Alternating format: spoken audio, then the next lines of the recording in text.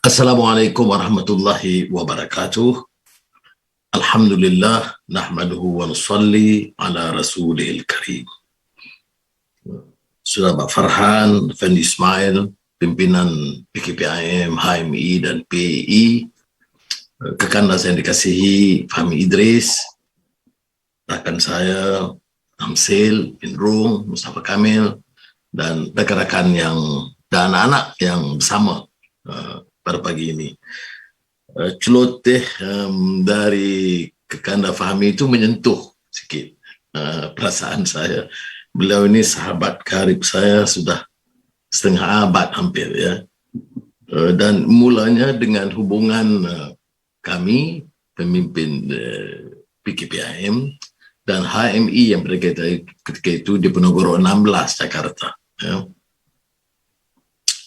Kali pertama saya hadir dikirim oleh Tun Razak selesai konfrontasi. Beliau di antara yang bersama mengatur perjalanan ke tempat, dan saya lihat pidatonya itu, waduh, kalau saya sudah agak pidato saya itu agak keras, wah, kalau dengan Fahmi itu sama Eki Syarudin itu menggoncang kota. Tetapi yang saya nak tekankan di sini, ya, saya telah mendengar tadi, ya, Bangkit bicara soal PEI di Bali, kemudian PEI Sumatera Utara bicara tentang Wahdatul Ulum, kami dulu bicara tentang Wahdatul Fikr, ya, ada pertemuan itu, dan yang ditekankan oleh rakan-rakan seperti Tamsil dan Fahmi sebentar tadi, Mustafa, adalah membina kekuatan bersama. Malaysia Indonesia ini satu sejarah dan budaya yang unik, yang istimewa. Tetapi untuk mengadakan satu pertemuan seperti ini tidak cukup. Kami berusaha menjalin satu hubungan kekeluargaan yang lebih intim. Maknanya kalau saya dekati Indonesia, saya faham, cuba memahami sejarahnya, budayanya, ya, politiknya, dan membaca karya-karya penting, mengenali tokoh-tokoh besar. Maka kami masa muda dibawa, dampingi Haris Nasution, Prabowo, Sumitro, dan semua kalangan, ya. Termasuk pimpinan Pak Harto, dan utamanya tentunya Bapak Muhammad Nadsir. Dan di kalangan tokoh-tokoh HMI, PEI seperti Ridwan Saidi dan sebagainya, dan sudah menjadi teman. Lukman Harun, Muhammadiyah. Ini penting saya gagaskan supaya diteruskan, ya. InsyaAllah pasca COVID kita dapat ada pertemuan fizikal. Yang saya nak sentuh di sini, selain itu, usaha itu sebenarnya diteruskan, dan wajah kita tekankan di sini selain PEPIAT, masa itu PEMIAT yang diusahakan oleh Cak Nur, ya, Nur Khalis Majid, kalau dia jadi ketua umum PBHMI, dan masa itu tokoh-tokoh besar, ya. Kalau HMI masa itu Eki, Fahmi, Cak Nur, Mar'i, wah, itu kalau sudah lihat dalam sejarah itu yang menggoncang Indonesia dalam angkatan 66, ya. Jadi tentunya generasi sekarang berbeda. Orang tanya hal yang sama. Kalau mahasiswa, kalau ada pertemuan, dia tanya, apakah kami perlu ikut apa yang dilakukan oleh Saudara Anwar atau Pak Anwar di sini seperti yang lain? Tak. Waktu menuntut tindakan yang berbeda. Tetapi semua yang bicara tentang idealism, ya. Saya dengar Farhan, Effendi dan lain-lain tadi bicara soal kemerdekaan jiwa, bukan saja kemerdekaan fisik. Nah, ini yang penting, ya. Anak muda itu diharapkan, Tamsil menyebut, Fahmi mengulangi, harapan kami bahwa anak muda itu mengganti. Tapi anak muda bagaimana? Bukan pada usianya, tetapi pada idealismenya, pada semangat yang kental, kepada keinginan membawa perubahan ke arah kebaikan. Kerana kita ini warisan penjajah. Dan ramai di kalangan pimpinan kita itu, fi'ilnya, sikapnya, bobroknya itu seperti penjajah. Menindas, merompak, memunggah kekayaan dan khazanah negara. Jadi hal-hal ini yang patut dielak, dibatalkan. Syekh Muhammad Al-Ghazali menyebut tentang isti'mar ruhi wa fikri. Kerana penjajahan itu berjaya menguasai fikiran dan jiwa kita. Satu aspek. Ya.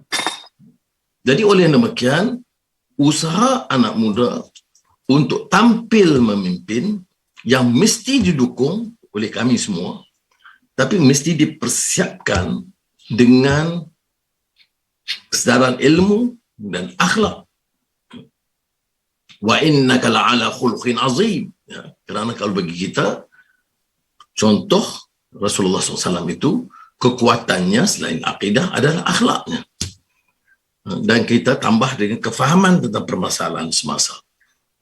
Jadi saya percaya program-program yang kita tekankan dalam pemiat masa itu, hubungan saya dengan HMI dan juga PEE dan juga kalangan muda Muhammadiyah, itu lebih menjurus kepada persiapan, kesedaran, pencerahan dan memperkuatkan, mencungkil semangat, daya juang dan daya tahan. Ini istilah Fahmi masa muda tu.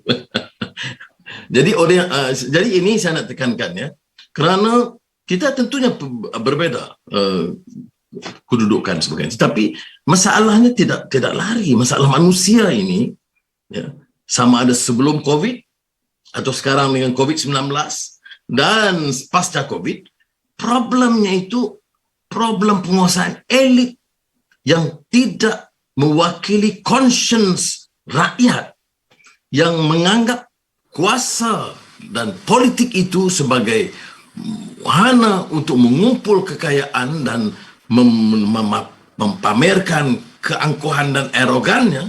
Itu tidak berubah dari zaman Yunani, pergesaan Rasulullah SAW sampai sekarang. Jadi kita ni anggap oleh demikian saya tekankan keperluan untuk kita menyuntik semangat dan menanam kekuatan dalam diri kita. Kalau tidak, kita sekadar mengganti penjajah, tetapi kalau lihat fi'il dan sosok hampir sama, ya. Cuma orangnya lain, orangnya pribumi sekarang, ya. Dan ini dikupas oleh banyak. Tadi siapa Farhan sebut tentang kupasan atau karya Hussein Al-Attas tentang captive mind.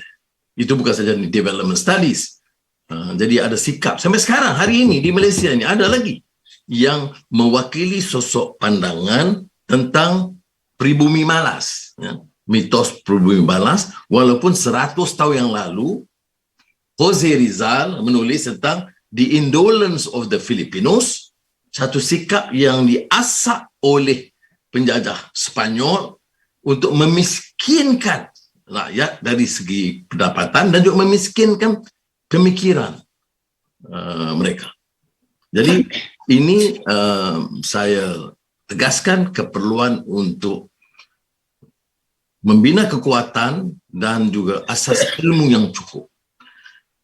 Pembenturan yang berlaku, kalau kita bicara tentang Islam, sikap prasangkanya, Islamofobianya masih meluas. Walaupun ada kupasan-kupasan yang sangat baik, bukan saja di kalangan sarjana Muslim yang disebut tadi Ismail Faruqi, tetapi juga sebelumnya oleh tokoh seperti Edward Said dalam Orientalism. Ya. Tetapi pandangan itu belum menjadi mainstream dalam dunia ilmu. Maka prasangka itu kemudian diulas oleh sarjana pribumi sendiri.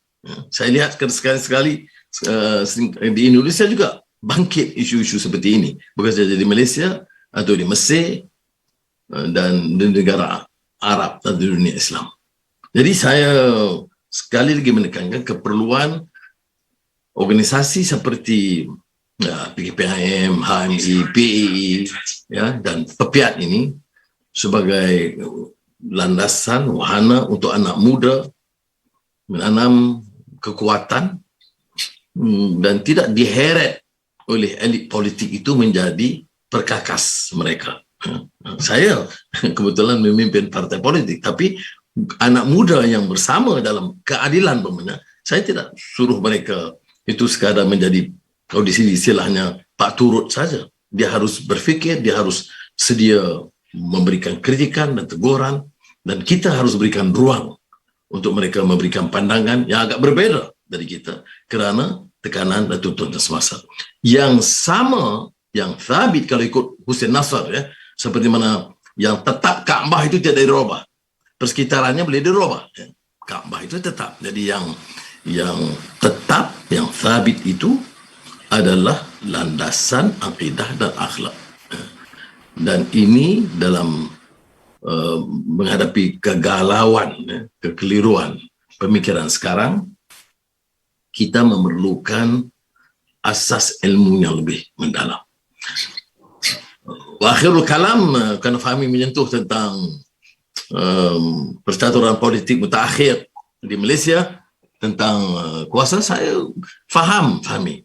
Kita ini berdepan dengan it's a systemic war against corruption, against arrogance of power, controlled by the few. Saya faham ini. Kita bertembung, pembenturan kita itu ideas dan sistem. Ini tidak mudah orang untuk menerima yang kita katakan cukuplah politik dengan corruption. Cukuplah politik dengan racism, arrogance of power. Ya, bunyinya enak, kadang seringkali memukau, tetapi di kalangan elit politik sukar dapat sokongan, Pak. Ya, dia kata ini ancaman kepada kehidupan kita. Walaupun saya dinasihat oleh Fahmi berulang kali ambil pendekatan lebih sederhana, lebih akomodatif, lebih inklusif, benar.